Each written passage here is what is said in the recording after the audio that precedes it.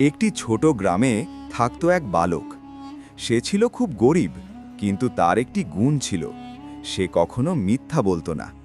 একদিন বাজারে একটি ঘটনা ঘটল। একজন ব্যবসায়ীর টাকা হারিয়ে গেল।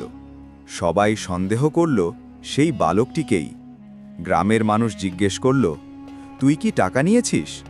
বালক মাথা নিচু করে বলল, না, আমি নেইনি। কিন্তু কেউ বিশ্বাস করল না। সত্য বলার পরও তাকে শাস্তি দেওয়া হলো। বালক কাঁদল না, সে শুধু বলল, আল্লাহ সব জানেন। কিছুক্ষণ পর আসল চোর ধরা পড়ল। সবাই বুঝতে পারল বালকটি সত্য বলেছিল।